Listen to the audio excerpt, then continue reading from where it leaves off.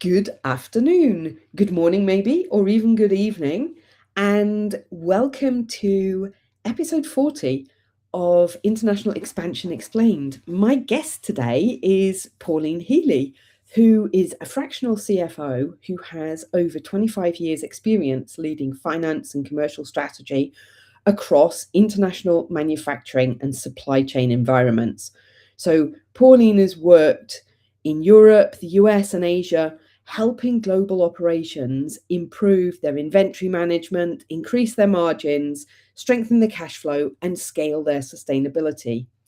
And as the co owner of Logical BI, Pauline combines her financial leadership with data driven insights and operational expertise so that she can support your informed decision making. Her focus, though, is really simple because we're both northerners from the UK, and so we keep these things simple. Maximize the profit, protect your cash, and so that you as a leader can expand into new markets with clarity and control, which is also the kind of thing that I'm all about as well. So, Pauline, thank you so much for joining me today. Oh, thank you, Kathryn, and what a great introduction. It should be a really good chat we have today. Like you say, we're both northern ladies, and we like to keep things simple because my motto is why overcomplicate things. For business owners, it's all about cash maximisation and profit maximisation, and hopefully we'll be able to draw out a few tips here on this chat for business owners to gain some extra cash and profit. And let's face it, who of us wouldn't like some extra cash and profit, especially right before Christmas? Anyway, before we get started out, maybe somebody who is watching live on LinkedIn could drop us a comment in the chat, just so that we know that we are actually, in fact, live and visible on LinkedIn. Our app is telling me that we are, but I would prefer to have a complete I would prefer to have a complete confirmation of that thing. And in the meantime, Pauline, to get us started out, maybe you could give us just a very brief rundown. How did you get started in international business and arrive basically at the point that you're at today? Yeah, sure. So my background's in finance. I'm SEMA qualified, so management accountant. I've actually got my fellowship in there now, but I started in industry, so I've always worked for companies, and probably my most grounding role was at Promethean. So I've worked at BE Systems, I've worked at Carillion, I've worked at quite a lot of large companies, and I went to Promethean, who did hardware and software for schools. And I worked very closely with the global operations director when I took that role. So my finance background was absolutely crucial, but I very quickly moved into operations and commercial. So it was more than just number crunching, it was actually the processes. And that opportunity took me to Asia. I've been to China, I think 19 times, been out to the US, I've been to Europe. And it, really good grounding, warehousing, factories, supply chains, different shipment routes, inventory. I mean, you have to know about inventory. A lot of finance people can absolutely look after manufacturing, but you need to have a good grasp of inventory to get the best results in. And I was seeing the same issues repeatedly, sales growing, but cash and margins are lagging. People are so keen to enter those new markets. And how I got into the fractional role. So I had, quite a few really good employed roles, but I always wanted to be my own boss. And also I wanted to help many other business owners, like say family run businesses, owner managed businesses, who needed that extra structure and clarity. So not just the ambition to grow, but actually how to grow to enable to make better decisions. So these clients would typically have accountants, they typically have a finance team, but they needed that next step. They needed, sometimes I'm called a co-pilot, just to guide the business owners down the path. It's never ever a straight path, by the way. But this enables me to look after quite a few businesses to make sure they're profitable and cash controlled for their own growth, international growth too. That sounds exactly what people really need, because I think that so many manufacturers, when they start going abroad, they underestimate how much complexity how much additional complexity they suddenly have in their business. So if they're not managing their stock and their cash flow well in the domestic business and then they go abroad, then you're just asking for a headache, aren't you? Really? Absolutely multiples, and not just the cash, it's the timing, it's the days it takes to move items, it's the restrictions, it's the red tape, everything. Being in a manufacturing or a product related business is far, far more complex than a service business. But Yeah. then add international and start adding different markets, and it's more complicated each time. And so when you're talking, I mean, when we first met on LinkedIn, where you describe yourself as being a profit finder and somebody who helps fix cash flow. So let's start a little bit there. Anybody who's new to your work, what would that actually look like in a kind of day-to-day situation, or what kind of problems do you tend to find when you go into a new client? Yeah. So new client, what I do now, I always start with a financial health check. Like I said, they've got their accountants, they've got the finance team, but another pair of eyes sometimes can spot something different to the norm. And I'll look at the historic, we'll look at where we are now. For the financial health check, just a very quick high level forecast of where we want to be going. A little bit like a novel. I always say it's a bit like Eden Blyton. If you want to go on a picnic, turn to page 67. If you want to go to Blackpool, turn to page 34. I don't know why Blackpool came in my head there. But your finances can tell a story, and knowing where you've been and where you are now can then help the direction of where you want to go in the future. So I find that cash is often stuck, it's leaking, or it's quietly being given away. And typical export problem areas are in stock. Stock is huge. I'll just be saying this throughout the call. Stock and inventory is huge. Another one is pricing by market or by product. So a lot of people just do a copy and paste job with the pricing. Or they Not just send out a standard price list? Yeah, absolutely. Not taking into account you'll know this more than me, the cultural norms. You see a price.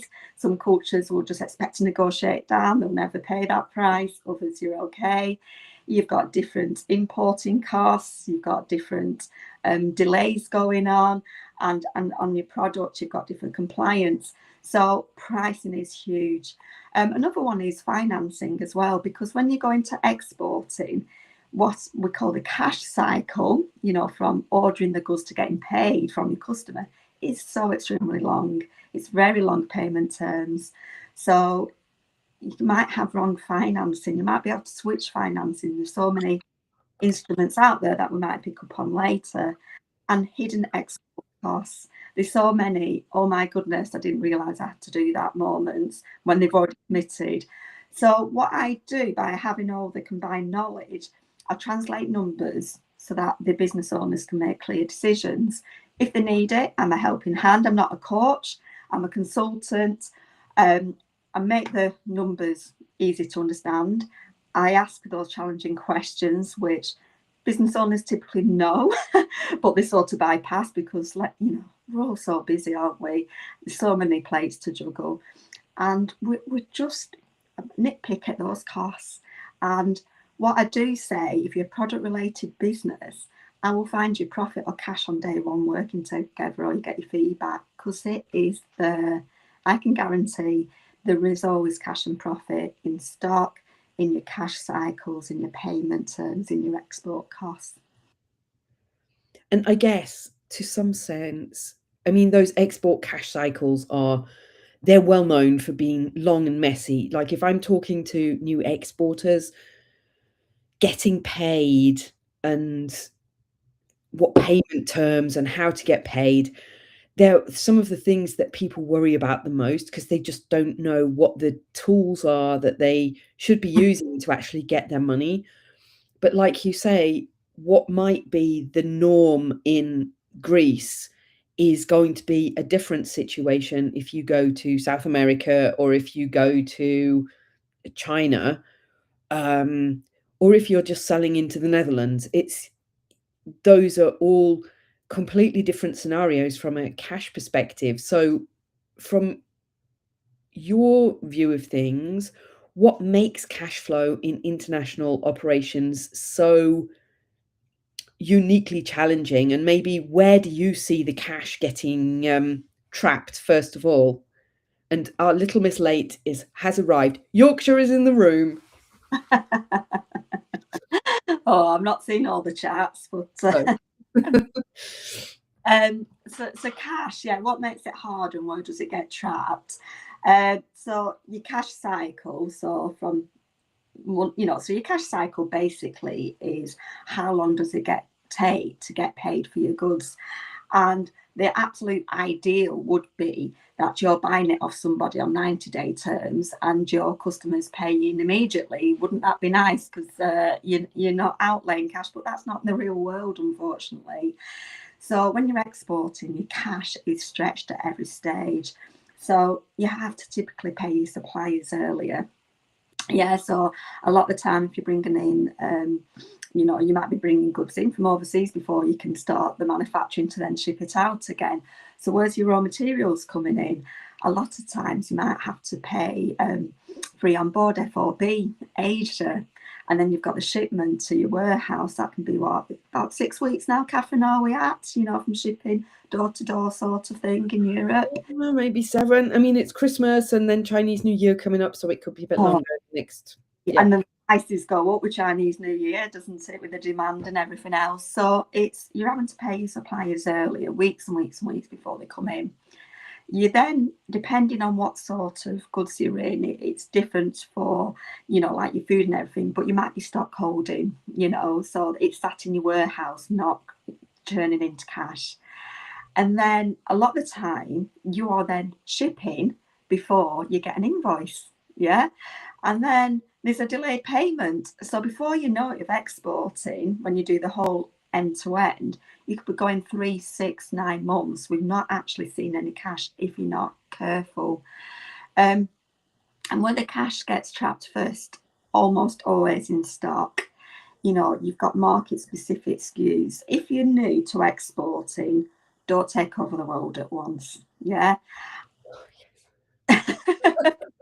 Just do one place. Do not throw spaghetti everywhere at the walls and see what sticks. Yes, exactly. Because how much cash must you see, Kathryn, where people go ping, ping, ping, and trying to understand those complexities at once?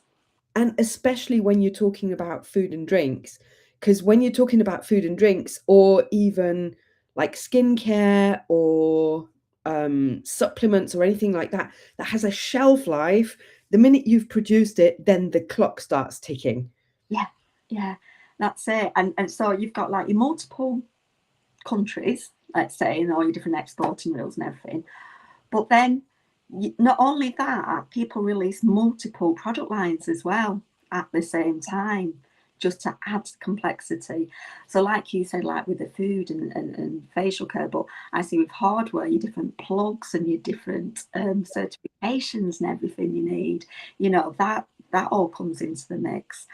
And with the stock, you've got your slow movers. So, they're buying in just in case buffers. You get them in because you don't really know what your supplier wants. So you put them in the warehouse and then you ship them out. And it depends sort of what your distribution chain is. How long is your disty chain? Are you selling to disties who are then selling to resellers that are then selling to the end customers? Because again, you've got delays. So it's having that really streamlined. But something that I would always say to people is get experts. So, I'm the finance expert, strategic, commercial, I understand the supply chain and everything. But people like yourself, Kathryn, that actually knows particular products inside out, like industry types, countries, you are going to save money because you're going to say, no, don't do this, don't do that. I mean, what are some of the big cash things that you see get trapped in your experience with the market? A lot of them are, on the one hand, those supply chain issues where you see every step of the supply chain, everybody who has something to do with the supply chain, adding in their own little puffer for their own thing. And at the end of the day, you end up with a supply chain that's maybe expanded by 25 or 30% longer than it should be, because everybody's added in, oh, we'll add a week, we'll add an extra week here just to be on the safe side. And everybody's adding that kind of percentage. That's the one thing. And I think the other one that I see people get caught up in, especially in consumer goods, are things like the cost of going into retail. If you want to enter into big retailers like Tesco or so on, then it can be really expensive, especially if you have a big range of products. And of course, that doesn't just go for food, that goes for if you want to enter into B&Q, or you want to enter into, pretty much you want to enter into an office supplies international chain. All of those shops, firstly, have really long payment terms, which can kill you as a small business just starting out. And secondly, they often have very high listing fees. I mean, I once, when I was still employed, we were told by somebody who would have liked to have been our market consultant, I think for the Turkish market, that for the product range that my boss at the time was looking to list, that you would be looking at 2 million euros for the listing. And you could kind of hear the breath, that sharp intake of breath around the room as everybody was like, and then after the meeting, the powers that be were all just like, no, that's rubbish. Yeah. No, it wasn't. And they ended up going in and wasting a lot of cash by trying to list very quickly into retail, which they were able to do on the power of their name and on basis of the fact that they paid stuff. But because they didn't have enough brand awareness, the product wasn't being purchased off the shelf fast enough. And so they got delisted again. So they'd wasted all of that money on the listings, and they had a massive cash flow problem because they hadn't taken it slowly and step by step and built things up in order to create the demand for the product. And this is where agents are worth the weight in gold. It's a lot of things as a business owners. You look at things like how much, don't you? Like when say if you're ever exiting your company, that's another thing where it's, you've got legal fees and everything. You daft pay for great advice at the end of the day. But yeah, the marketing on, every forecast I do, whether it's exporting or not, where's your marketing? You want to enter new markets, you want new products. It's brand awareness, like you say, and it's so many mixes. It's knowing how to do that in those particular countries as well. So yeah, I mean, you've already mentioned it. Another place where cash gets trapped is your aged distributor debt, because it can get add on, and before you know it, it's you that's giving away your margin, it's you that's giving away your working capital, your cash, and it really you have to have a tight watch on that. You can't just rely on it will be okay, which how many business owners, do we all know about that? It will be okay. With cash, it's crazy just to think that, and it doesn't take a lot to plan ahead. No, it doesn't. But on the other hand, I've seen in the last 4 or 5 years, I've seen also quite a lot of big brands who, for various reasons, have said, we only do export business on payment upfront terms, where I look at it and I think, well, you have to also consider that you are, to a certain extent, tying your hands. And of course, there are companies out there who say, look, for example, we're a Muslim brand. We don't believe in giving credit. It's not part of our belief system. And that is okay. But then you do also have to accept that for a lot of companies, if you're looking for a distribution partner, but you're not prepared to at least offer the perspective of them having some kind of credit term or some kind of more flexible payment term than payment in advance, then you are actually restricting the number of companies who come into question for being your partner in those markets. And as long as you're fine with that, then you have to be open to credit, and this is where there's lots of finance instruments out there that, if you use wisely, can really help you. From buying the stock in like trade finance to, invoice discounting or management and stuff. There's lots of things out there. You have to be adaptable. You can't always do it on your terms. You have to work with the best distributors out in these countries. It'll be very difficult to go straight into that retail or that end user and just plan and just prepare. Well, what does this mean to my cash cycle, and how can I suck it back in? And financing instruments, yes, you're giving away a little bit of interest, but in the long run, you may get better margin from that. Yeah. Or even to pay a little bit for credit insurance, those kind of things, which most countries have some kind of state supported credit insurance system where it's relatively cheap, I would say, for the peace of mind that it gives you. Yeah, that's it. Your letter of credits, your export financing. A lot of companies of sports recently haven't realised that there is export financing tools out there available. So a manufacturer who was doing some really large tooling, some machines to export out, couldn't get their hands on the deposit. Export finance would allow that. So sometimes when you're exporting, speak to your bank, speak to your heads of finance, ask questions, because this company was about 750k in cash deficit, and because they had this deposit sat in the bank that they couldn't release because they had to, show some returns first. Yeah. And I mean, for some countries, like Egypt has had a phase where you could only or you could only import on a letter of credit because they were restricting currency outflows from the country. In the past, I've seen that also with Vietnam, that there's been, it's been very difficult, and that if you wanted to pay on a letter of credit, you had to deposit the full amount of the letter of credit with your banks as an importer, which kind of it gave the exporter the security that they needed, but it kind of defeated the purpose of it being a credit instrument for the importer. That's right. Many, many moons ago, when I was at BAE Systems, I was on Hawk support projects at the time, and I got heavily involved in export financing because, we traded all around the world. And I probably looked after about 6 or 7 different things just to make sure the cash is released both sides, both for our company and for the people we were exporting to as well. There is just so much out there, and no one person is going to know everything. Business owners, please ask. Yeah. Even be difficult.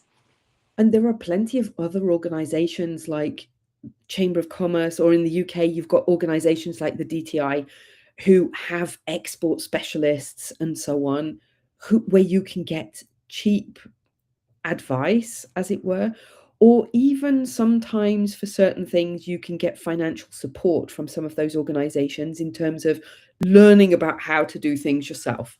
That's it. And if you've got a high street bank, they will certainly talk to you, and even if they've not got the best rates, at least you can understand it a little bit more, and then you can shop around the market to see what sort of rates are available.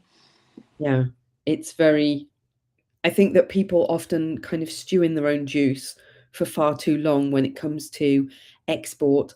And then they go ahead and they just want to move ahead fast rather than actually looking at all the details that are in, each step of the route. And at the end of the day, in export, the devil is in the detail, isn't it? It's, all you need is one wrong decision in the freight forwarding process, or a wrong document, or you don't have the right certificate or the right safety standards on And your paperwork, and that's it, isn't it?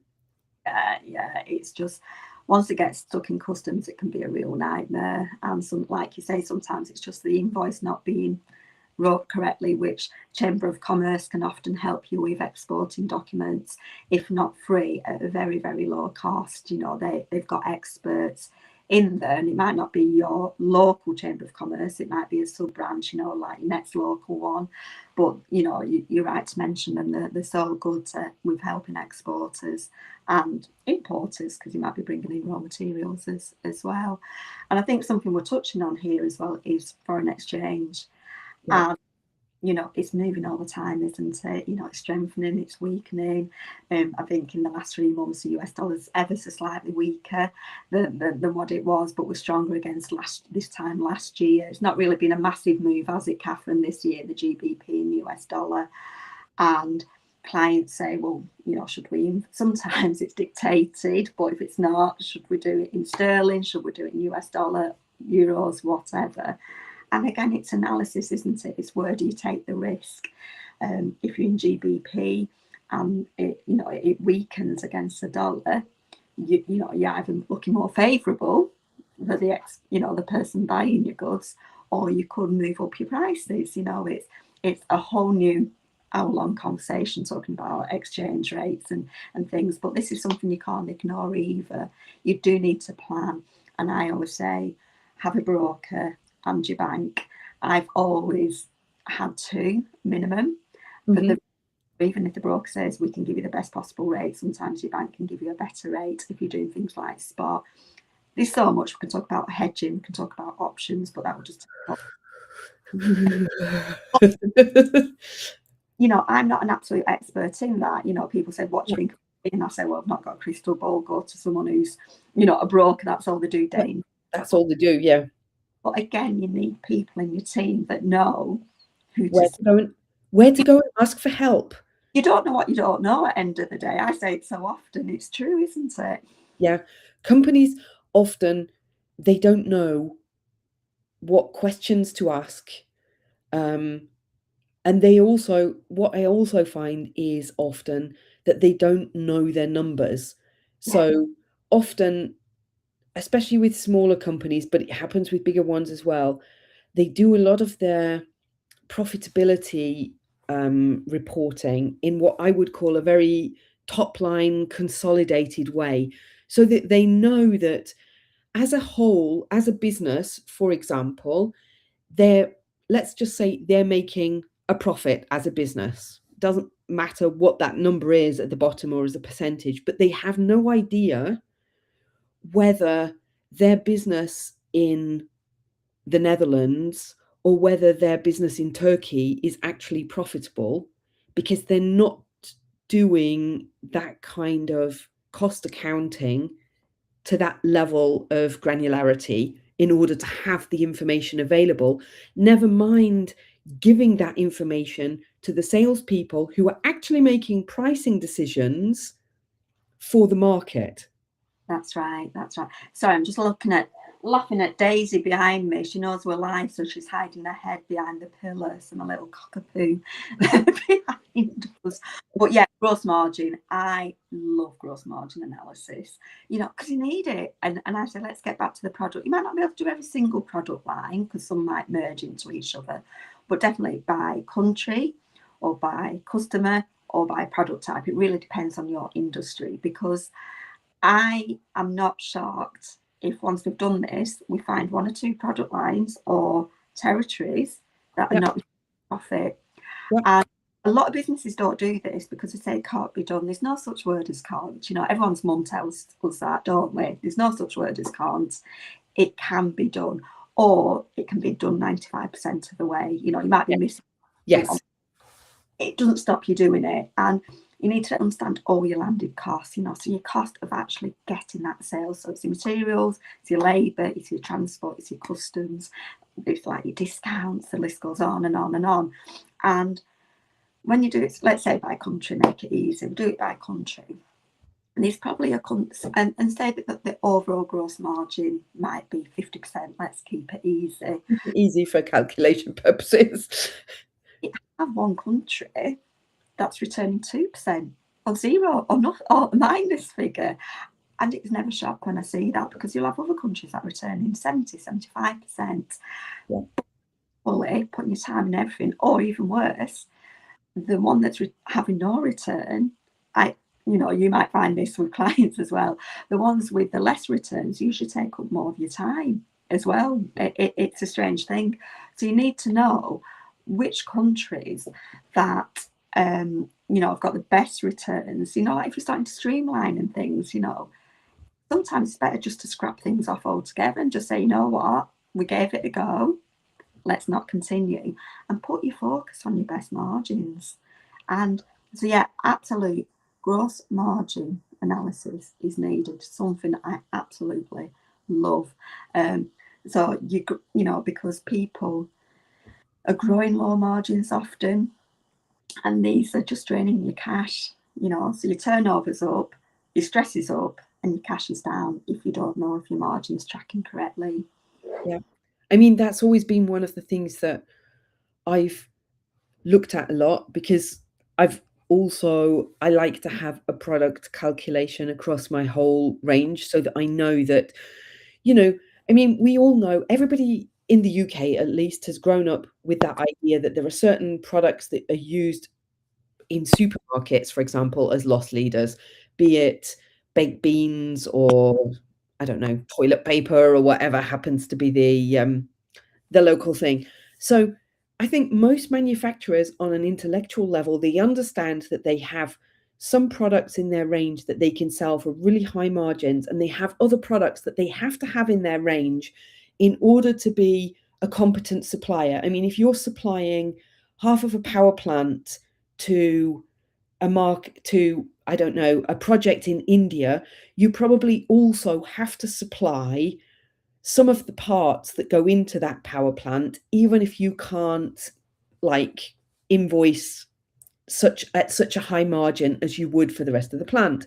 And I think people understand that, but they don't have that visibility to know, okay, where do I stand now and what do I do if suddenly my mix of products, like if I'm selling, I don't know, if I'm selling drills, then I have to know that if suddenly I start to sell a lot more of this kind of bit replacement set in one country, that it's going to at some point tip my profitability into a range that I can no longer support. It's one thing having those low margin products, but I've also got to know how they are in my mix, haven't I? And that can change, or that Exactly. exchange rates can put through my calculations. That's it. It's knowing, isn't it? It's like when you're assuming, so many people say, oh, my profit is somewhere between 40-50, and assuming that each product. Yeah. But if you know that a certain aspect's only returning 10%, but that's okay because it's selling this, real big high value asset at 50% gross margin, that's fine. But as you say, things start to change and the 10% grows far more than the 50%. That's where we get unstuck. Because, it's often, if it's a lower margin, it's often high quantity as well. So Yeah. it's stressful, and, that then can have knock-on effect across all your functions, of the supply chain. Yeah, and I think that export teams, they often treat things like rebates, A&P spending, or things like relabeling costs, or the cost of returns, or the cost of customer service in a certain market as just some kind of operational administration rather than something that actually is a cost factor. And they're not those things are often not actually visible in the whole margin calculation, are they? That's it. So it might not go under the heading of landed costs, but it certainly has to be part of the gross margin. If that's unique, that for you to sell that product in that market, it has this variable cost. You need to know about it and what does that mean to the overall margin. Not for it to be absorbed into, like you say, a general admin expense or a marketing expense lower down on the P&L, which is, oh, it's all right, it'll come out the overall part. You need to understand it, the customer, because, oh my gosh, so much money can, unfortunately, can be hemorrhaging in the wrong countries or the wrong products by doing that. I must have to admit, this cup isn't really a giant cup. I've just realised every time I drink from it. It looks ginormous. Yeah, we're the big drinkers. Mine is actually a beer glass, just a small brewery advert here, but it doesn't have beer in it. Oh, not on a Monday, maybe by Friday. Yeah. Yeah. Maybe by this Friday. Well, no, I'm not a beer drinker, but yeah, we'll see. Very good. Yeah. Sorry, I our mean, question. so we've talked a lot about needing like a full calculation and knowing all of the profitability and so on. How do you recommend to companies, for example, if we start with the stock, because that's kind of where we started out today, and that this is like such a pain point in a lot of businesses, how can businesses improve things like their forecasting and their SKU mix, really to avoid having excess or even out of stock, especially when they're working in volatile markets or markets that are new to them, maybe? Where do you advise them to start? I don't like complicated, and sometimes companies just have over complex SKUs, either in the kitting before they've got the put the kit together, or in the product range. You know, it can be so overcomplicated. You know, minimize it when entering new markets. You don't have to be all things to all people all the time. Do you know what I mean? Like Yeah, you, or sometimes if you sell an A, you have to sell B. That makes sense. But let's not overcomplicate the number of SKUs you're offering to a new market. Let's test the waters first and then gradually release things as you want. You know, one person might say, oh, we want this product in green. Are you really going to lose out if you don't do it in green? Because, you know, the other lines, have you still got a good product in the other colours that you do? Look at things like market specific packaging, you know, so either the boxing, the language, you know, like I use the example of the plug, the different components that have to be market specific. Often if you work with 3PLs, so you outsource logistic partners, if you've got a good one, you know, that could be a final point for it shipped out. You know, that cable gets put in the box or that sticker gets put in the box. So you want to standardize your products as much as you can, you know, if you're going out to a few. So that example is probably if you're going to a few countries with that. But even in some areas, you know, you have different languages going on, don't you, Kathryn? Just coming yeah. out of one warehouse and it will be all in certain language. I don't know if that's the right term, but you know, there can be some final prep. So you're not stocking the 5 variants of everything, you're stocking the one, and it's a final piece before you ship it out. Your long lead time. So many times I hear we have to order 1,000 because it's 1,000 that fits on a container, you know, so we have to do a price of 1,000. I mean, I probably speak more importing, but it is relevant for exporting as well. So container size quantities or minimum order quantities as well. But sometimes, you know, you can do lesser container loads. You know, you don't have to fill a container if you've got a good agent. You know, you can do smaller, which would help with export. And if they don't want to order the 10,000, they only want the 3,000. There is options out there. And also minimum order quantities. So I work a lot with importers, but turn that round the other side. I find that exporters don't try and stick with a minimum order quantity when selling out. So all your admin charges, you know, are a great percentage of that sale when you're shipping out, say, 50 instead of 100. And that will really help your stock planning as well. So one company I worked at, we had inventory in 3 hubs. We shipped worldwide, and we had inventory in Europe, Atlanta, and Asia, the 3 main hubs. And we had sales pipeline all around the country, and we're holding lots of what ifs. And what was happening was the sales teams were having the sales pipeline reviews every month and fortnight. Nobody from ops was joining in. Nobody was saying if we had supply chain issues, if we had this, that, and the other. And sorry for the salespeople out there, but I always say a salesperson can sell what you don't have. Yeah. If you don't know. Yeah, so it is so crucial to have someone from your supply chain, your ops management, someone who, you know, is looking all the time, you know, when should we reorder, when should we ship? You have to be aligned. I mean, just by aligning, the supply chain and the sales, we saved 10 million in an international, 10 million of working capital. And that was just end of the day reporting and forecasting, nothing crucial. And also your shipment lines, that can be a big win. How are you getting? I know people have to wear freight at times depending on the type of stock, or it's a last minute thing that they really have to ship out. That does happen. But your shipping routes, sometimes you save by using the longer shipping routes. You just have to plan for it, and rail's available. There's lots of modes of transport out there. And just because you've always done it that way doesn't mean it's right for you to do it that way. Definitely. And I think that one of the factors that people also underestimate is that thing of talk to you if you're exporting, talk to your distribution partners as well.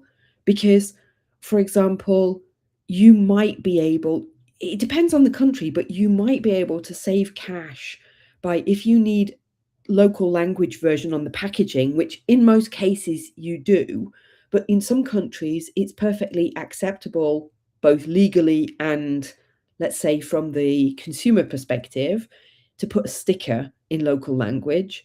And that kind of semi-manual work is often much cheaper if you do it locally, be that in Central or Eastern Europe, or let's say in Eastern Europe. That's much cheaper to do than it would be if you did that work in the UK or in Germany or in the US.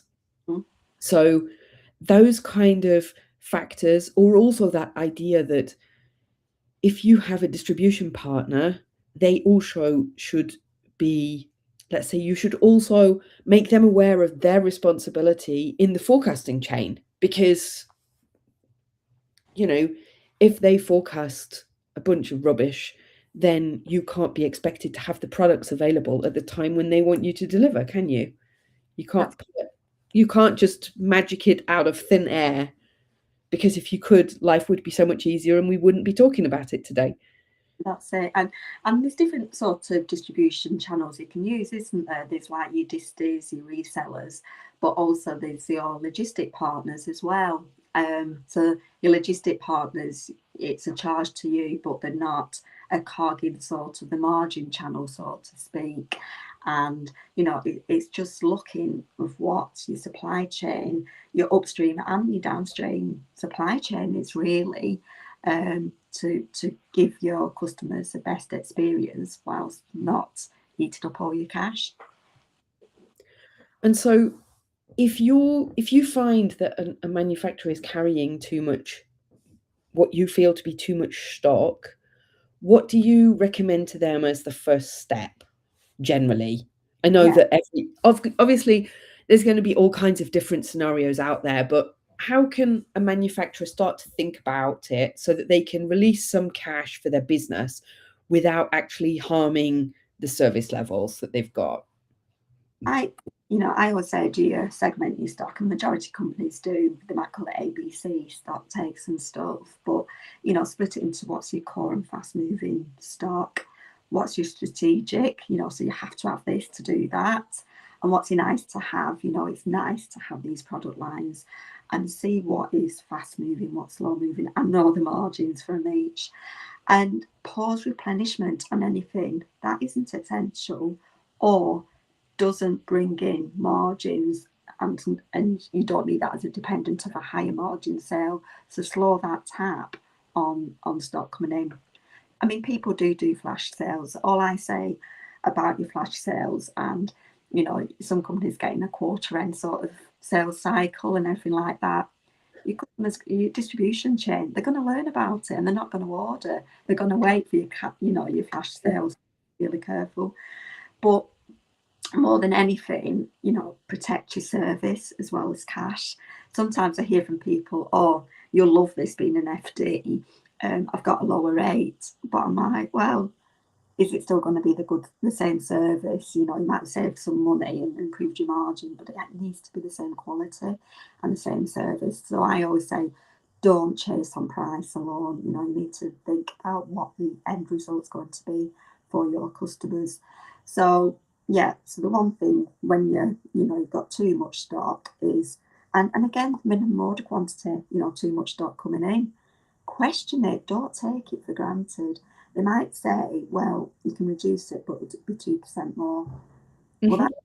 that might actually be cheaper than the cost of holding it in stock.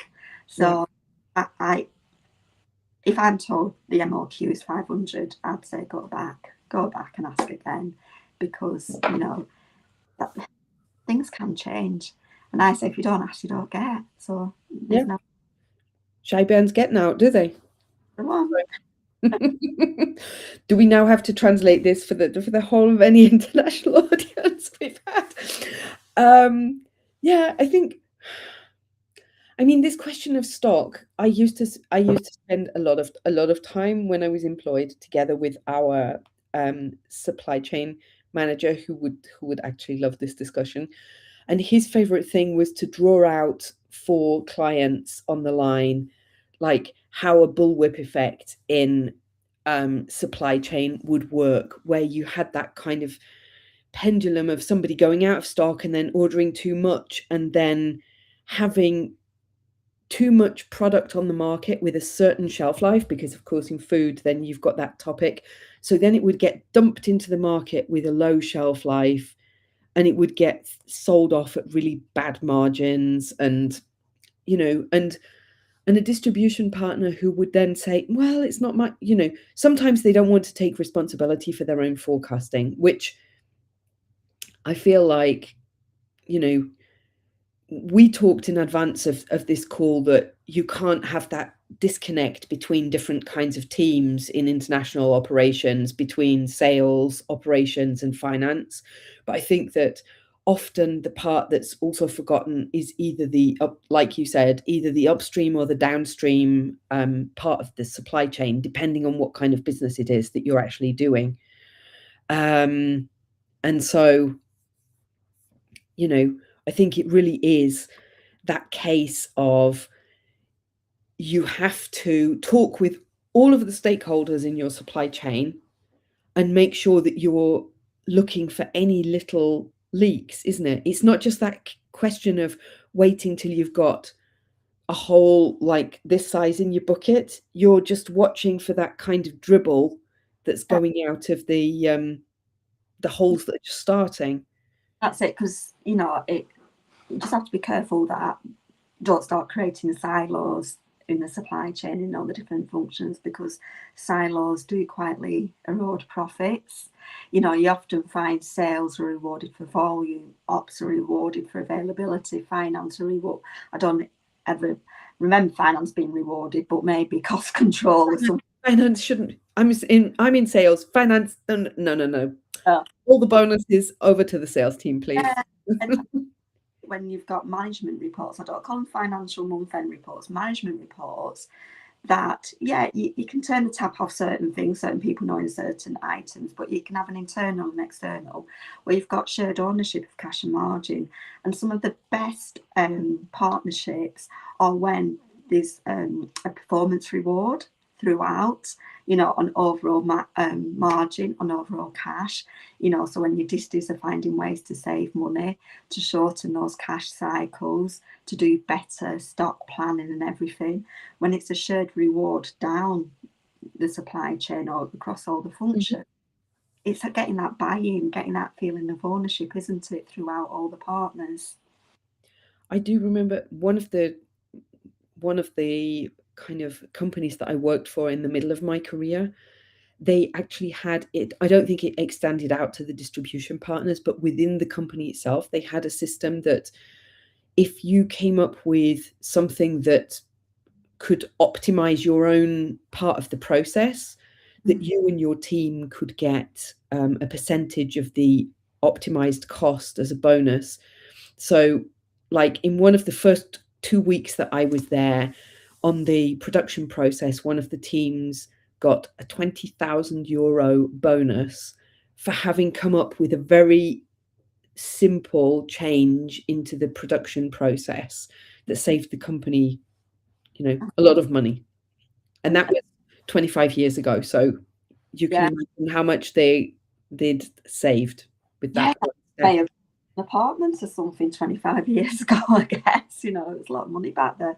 I know in the UK you're allowed to, now I'm not a tax expert, but I read it the other day, I think up to £5,000 tax free, you know, Right.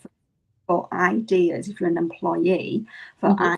ideas that then turn into, like your example, you know, greater returns, improvements, processes, or whatever. So, you know, company owners have a look at that. I mean, you have got the trivial benefits where you can reward employees, you know, but it's not really meant to be job focused, where this one is on, you know, providing improvements for the business, and there is a tax-free element. You can, you know, you're allowed to do so. The employee isn't taxed on that money you award to them.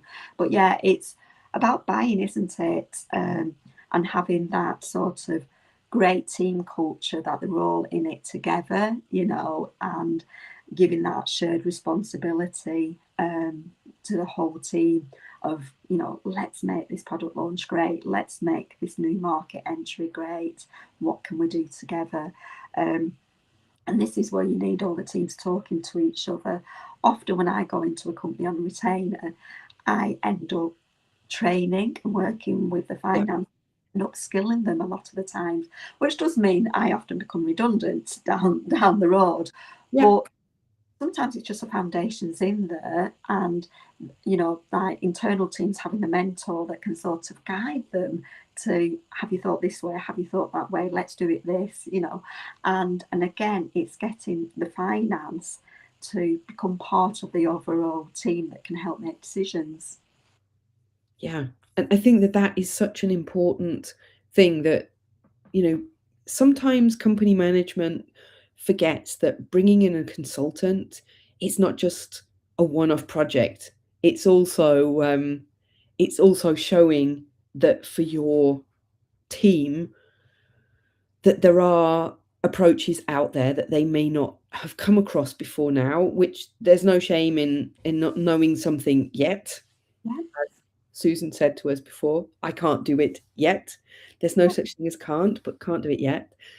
Um, and I think that sometimes people are too caught up in their day to day, and maybe they don't have systems in place, or they feel that they can't, they feel that it's unreasonable to expect people to do something new, whatever that might be, in terms of, well, we can't ask a supplier to give us a report about this, or we can't ask a distributor to give us a report about this. Why not? You know, you maybe can't go to them with a list of 20 different reports and say, I'd like these starting from tomorrow, but you can bring people into the communal responsibility, can't you? And build up a system over time. absolutely. And I find many times they love to share that extra information because they feel, you know, it's a bit of that feeling wanted, isn't it? It's like, oh, they want the information we've got, it's going to help them, great. And I very much doubt if it's a report off the system that it's going to cost you anything. You know, if it's available, I'm sure they would be happy to supply it to you.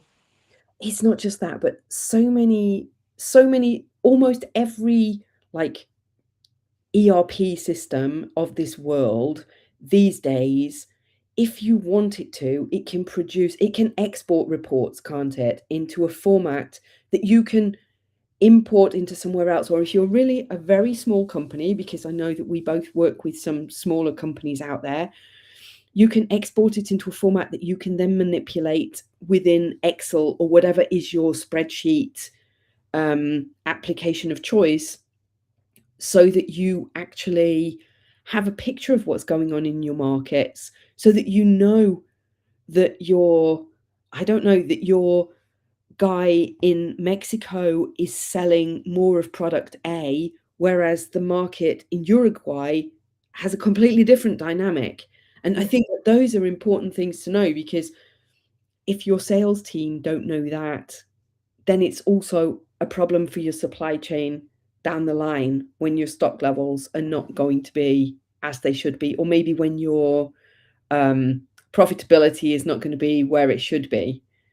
Right, and like I say, it's having the reports that give you the clarity and the confidence. So we need to make sure the input's right in the system where it's extracting. And I've worked on both scales. I've worked where we've just had to extract reports from ERP to Excel, and then I make a model so it sucks the information and reports what you want, right through to using Power BI, where you've got dynamic, you can drill down to the source data. But it's about getting the data, for me, in the more simplistic form first, like a dashboard or something, which you can just go, right, there's a problem, there's an issue, let's drill down, and sharing that information, because it's a bit pointless keeping it to yourself. And then month after month, saying it's not getting any better, not getting any better. You need to share that information and let people see how to make things better. Yeah. I think sometimes people forget when they start talking about reports and so on, they just see it as another job to do. You know what I mean? It just feels like it's another task that they've got to do this or supply that. Whereas actually, it's a key part of the decision-making process, isn't it? Because if you don't have the right data, you can't make informed decisions. Yeah, and sometimes you find that the senior management team, the owners, aren't reading the reports because they don't understand them. So please, if that's you, go back to your teams that make the report and let them know, because usually it's just a few small tweaks, and then it gives, again, that little bit more insight and clarity. Yeah, absolutely. Okay, so I'm going to ask now, maybe slightly provocative question, but what is the most outrageous export-related financial horror story that you've encountered? Obviously, anonymously. I don't wish you to out any of your clients as being particularly bad at one particular thing, but Gosh, the most outrageous. I mean, I've seen a couple, but I have had where stock has been shipped to a disty, and this was out in Mexico. They just shipped 20 items, about 5 or 6 container loads, to a disty and said it'll be all right. No planning, no margins, left the disty to price it. And as they said, as long as we get a 10% return. I mean, oh my goodness, they didn't get a 10% return because customs, the different compliances, the different local requirements weren't adhered to. I think the shipped probably close to 1 million of stock or something like that. And it was virtually a write-off because there was absolutely no planning. They didn't know what they just left it to the disty. But it wasn't a partnership. It wasn't as the disty was going to back them out if they didn't get the margin. They just said, leave it to us, we'll get it sorted for you. And it was an absolute disaster, and it got to the point that it wasn't really worth recalling the stock, not all of the stock. So no planning, no, they thought they had a local agent. It was just a disty, It was a bit unbelievable. All the cash just went off on the shipment. They had all this stock out in Mexico. They didn't know what to do with it. The disty went quiet on them. There was no agreed terms. And yeah, it was just a write-off of around 1 million of stock. scary. I one time saw it actually got caught before. I give this caveat up front. It got caught before it was actually implemented, but a company owner was on a business trip to China, and the importer was doing high double digits imports, not turnover, imports. And he said, because the business is growing so fast, and it was growing very fast at that time, he said, I would need some help on the payment terms, because he was paying on an at-site letter of credit. And this company owner said, what would you need? And they said, well, 60 days would be nice. And he said, okay. Without any... No, yeah. Yeah. The risk was... But luckily, the management accounting team put clear stop to that before that caused a big hole in the company's cash flow. There's so much where, on the face of it, oh, it'll be okay. And you put trust in things which aren't okay. And I want to add my example. I wasn't in with them at the time they did that, came afterwards. But yeah, you put your trust in people and stuff, but you need far more than trust. You need your end-to-end sort of planning, don't you? And your risk management, the what ifs and what could go wrong. It's always worth looking at, well, what if they say it's not right? Mm-hmm. Then, when I do forecasting and planning, I do scenario modelling. Yep. I do my baseline, which that should be good, not rose tinted glasses, but that's how it should be. One, well, what if something really bad happens? And one if, well, what if there's an upturn? Because often as well, when there's an upturn and there's a growth, that can bring cash problems as well. It's a nice to have problem though. Well, yes, but you can also do a lot of damage to your brand image if you don't have the cash flow to buy the raw materials that you need to grow the business. That's it. I mean, it's still a problem, but it's nice in a way. It's going up. Yep. Yep.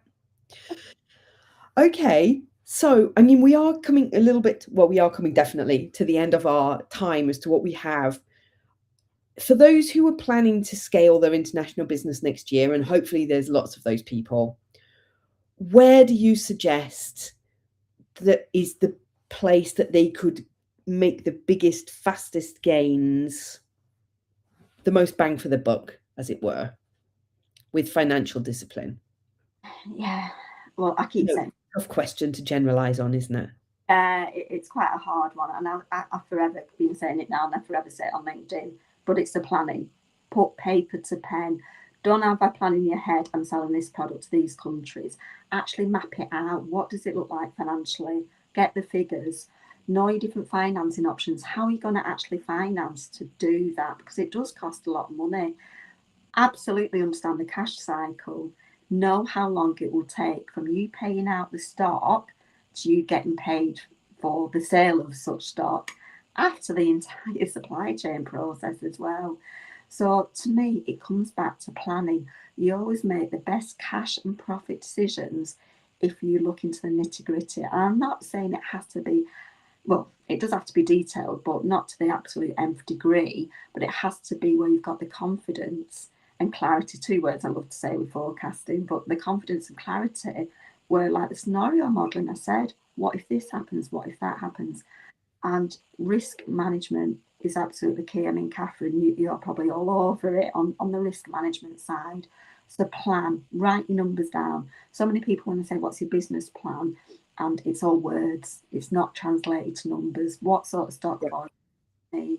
What cost does it mean? What is my gross margin? When will I get paid? That is so important because you can only run out of cash once. And if you know you're going to have a huge shortfall, this is where you can look at all the different financing instruments. I mean, you probably know that you need to, get some equity, either investment in or some debt. And for me, I'd always say, don't just jump for investment straight away, especially when entering new markets. It might be wiser to get some debt financing in before, even if you do want investment long term. Okay, thank you. And I think that has been a really great, let's say, discussion. I know that we had lots more questions that we said we maybe could talk about this or we could talk about that, but we could also talk until tomorrow, probably, if we were going to do that. So let's, just to close up today a little bit, I know we've talked a little bit kind of at a very top line level about what kind of services you offer, but give us a bit more detail. Who should reach out to you? What exactly are you focusing on for your business in 2026? Yeah, it's just around the corner, isn't it? It's almost here. I'm having to get used to saying it because when I was preparing it, I kept writing 2025 and going back and saying, no, 2026. Yeah, so my fractional CFO, so it's all about having a CFO. You might want to call me finance director, but you don't need me full time. A lot of the time when I was in the industry, I'd only be using a strategic commercial head 3 or 4 times a month. So I do typically retainers for manufacturers and distributors. So if you've got a product business, if either you make or move products, I'm your person, because hopefully it's come across on this call. I know about inventory, I know about supply chain. So if I do a retainer, we always start off with financial health check, which is a one-off, make sure we're a good fit both ways, and then we're going to retainer. I just ask for 3 months commitment, and then it's a rolling month after that. And I don't take over what your accountant and the finance team do. If anything, I help and support a mentor. I also do just one-off projects. I do forecasting, I do planning. That might be just, one small project, or I'm getting involved with a group where they have got FDs, but they just haven't got the time, or they've not got, and this one hasn't got the supply chain expertise. I'm coming in to help with the project. And just to finish off, something that I'm rolling out in the next few months is my Profit Harmony Hub community. Now, this is for finance professionals in industry and finance savvy business owners that just want some practical advice, training, and mentorship for the members. And it'll be an ongoing subscription basis. And there'll be myself and a network of people. The clients that I've spoke to about just think this is really wonderful because the mentorship and the training that they can get from me and the team as and when they need it. Very cool.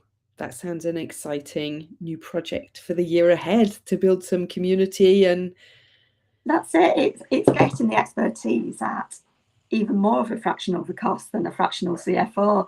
The monthly cost will be about a quarter or a third of my daily costs. So it's making my time accessible to many more. Yeah, and that is so valuable.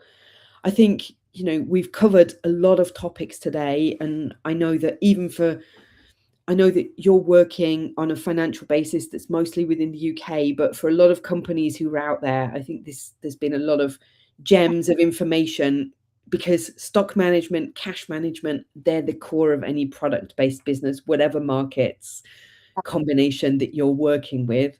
So thank you so much for taking the time. I know everybody's really busy before Christmas, but it's been great to have you on. Thank you to everybody who has taken the time out of their day to come and listen to us today. Thank you to Benji, Subro, and to Ruby who've commented, because it's been great to know that I have there the things. And yes, we will see you next time. I appear to have lost Pauline, but thank you once again, and we will be back, or I will be back in 2026.